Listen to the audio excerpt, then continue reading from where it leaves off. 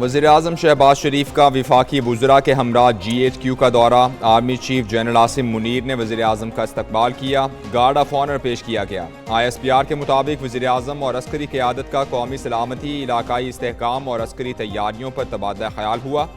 وزیراعظم نے پاک فوج کی دہشت گردی کے خلاف جنگ میں قربانیوں کو سراہا۔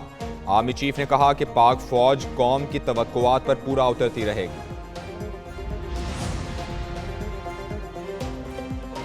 حکومت کا پیٹرول کی قیمت برقرار رکھنے کا فیصلہ۔ آئندہ 15 روز کے لیے قیمت 279 روپے 75 پیسے فی لیٹر برقرار رہے گی۔ ہائی سپیڈ ڈیزل کی قیمت میں 1 روپیہ 77 پیسے کمی، نئی قیمت 285 روپے 56 پیسے مقرر۔ وزارت خزانہ نے پیٹرولیم مصنوعات کی نئی قیمتوں کا نوٹیفیکیشن جاری کر دیا۔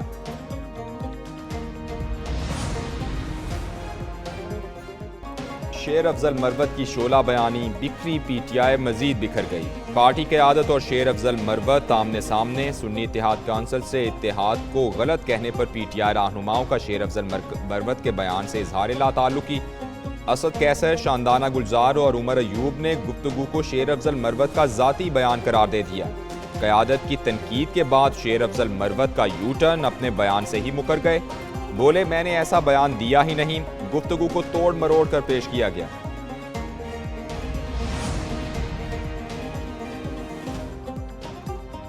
PTI کے دوست اپنے معاملات گھر میں ہی حل کریں تو بہتر ہے۔ سربراہ سنی اتحاد کونسل شیر افضل مروت کے بیان پر برا مان گئے۔ صاحبزادہ حامد رضا نے کہا ان کے پاس بھی بتانے کو بہت کچھ ہے، انہوں نے کچھ بول دیا تو کئی لوگ منہ دکھانے کے قابل بھی نہیں رہیں گے۔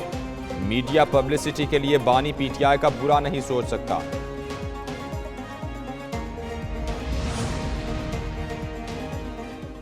انتخابات کے بعد کا پاکستان۔ امریکی ایوان نمائندگان میں موضوع 20 مارچ کو سماعت کے لیے مقرر۔ انتخابات اور جمہوریت پر امریکی کانگریس کی فارن افیئرز کی سب کمیٹی میں سوال و جواب ہوں گے۔ پاکستان میں جمہوریت کے مستقبل اور پاک امریکہ تعلقات پر تقاریر ہوں گی۔ بانی PTI کے الزامات پر ڈونلڈ لو بھی اپنا موقف پیش کریں گے۔ سابق وزیر اعظم نے ڈونلڈ لو پر بانی PTI حکومت کو غیر مستحکم کرنے کا الزام لگا رکھا ہے۔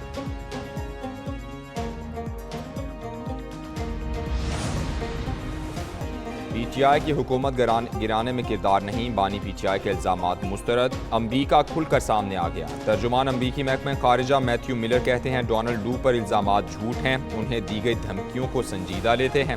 یہ معاملہ کانگریس میں زیر بحث آئے گا، ہماری گواہی سے پالیسی سازی میں مدد ملتی ہے۔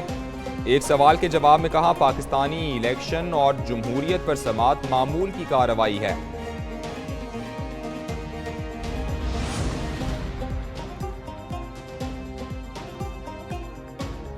وزیراعظم شہباز شریف سے امریکی سفیر ڈونلڈ بلوم کی ملاقات۔ دو طرفہ تعلقات، علاقائی سلامتی اور IMF کے ذریعے اقتصادی اصلاحات پر گفتگو ہوئی۔ وزیراعظم نے کہا حکومت معیشت کے استحکام اور غیر ملکی سرمایہ کاری کو راغب کرنے کے لیے میکرو اکنامک اصلاحات پر توجہ دے گی۔ وزیراعظم نے SIFC کے قیام پر بھی روشنی ڈالی۔ امریکی سفیر کے سامنے ڈاکٹر عافیہ صدیقی کا معاملہ بھی اٹھا دیا۔ ڈونلڈ بلوم نے کہا امریکہ پاکستان کو ایک اہم پارٹنر سمجھتا ہے۔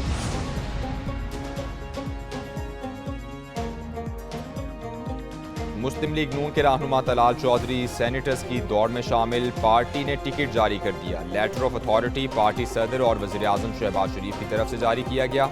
طلال چودھری مسلم لیگ نون کے پنجاب سے سینٹ کے امیدوار ہوں گے۔ NA96 فیصل آباد کے ٹکٹ کے بدلے انہیں سینٹ ٹکٹ کی آفر کی گئی تھی۔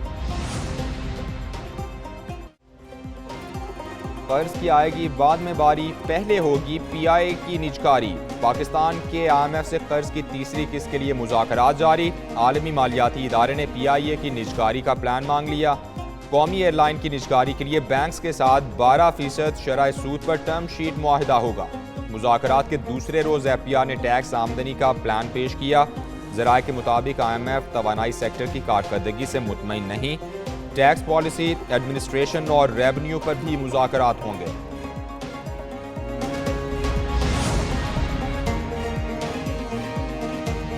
IMF دفتر کے باہر احتجاج، ملک دشمنی ہے، ایک سیاسی جماعت ملک کو چلنے نہیں دے رہی۔ وزیر اطلاعات عطا تارڑ PTI پر برس پڑے۔ نیوز کانفرنس میں کہا یہ پاکستان سے محبت کرنے والے نہیں ہو سکتے۔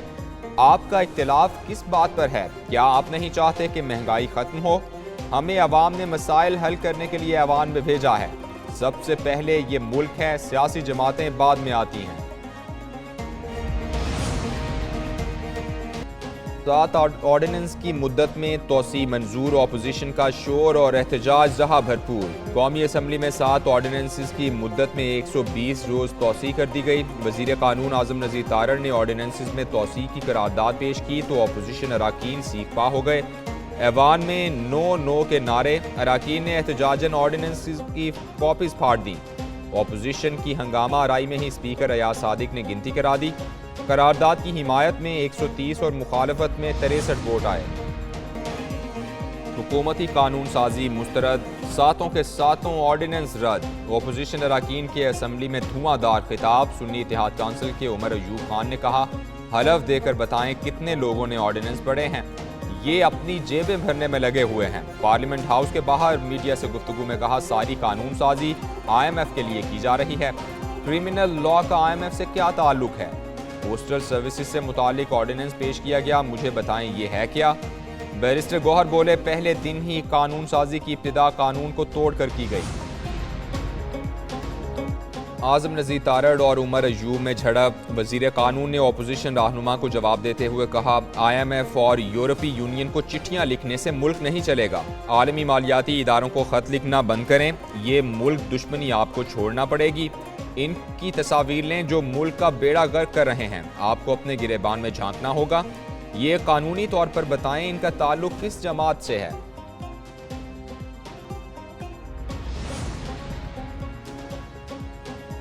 پیپلز پارٹی نے اپوزیشن کے موقف کی حمایت کر دی، حکومتیں آرڈیننس پر نہیں چلتی، خورشید شاہ نے اسمبلی فلور پر واضح کر دیا، کہا یہ ایوان قانون بنانے کے لیے ہے، دیکھا جائے کہ یہ صدارتی آرڈیننسز کس دور میں سب سے زیادہ پیش ہوئے۔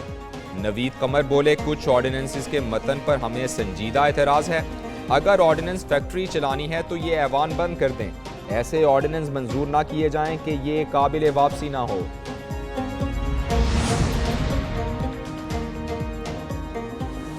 گورنر پنجاب کی تعیناتی کے لیے اگلے 24 گھنٹے اہم قرار، پیپلز پارٹی کے قمر زمان کائرہ اور مخدوم احمد محمود میں مقابلہ۔ ذرائع کے مطابق گورنر پنجاب کے لیے بلاول بھٹو زرداری کا ووٹ قمر زمان کائرہ کے حق میں ہے۔ صدر مملکت آصف زرداری نے گورنر پنجاب کی تعیناتی کے حوالے سے کمیٹی بنا دی، دونوں امیدواروں سے ملاقات کے بعد حتمی فیصلہ ہوگا۔ ادھر گورنر خیبر پختونخوا کے لیے محمد علی شاہ باچا، فیصل کریم کنڈی، نجم الدین خان اور شجاع خان کے نام زیر غور۔ سیاسی عدم استحکام کے دور کا خاتمہ ہوگا، سرمایہ کاری کے فروغ کے لیے پوری طرح یکسو ہیں۔ وزیر اعلیٰ نے پنجاب میں سرمایہ کاری کے لیے پلان طلب کر لیا۔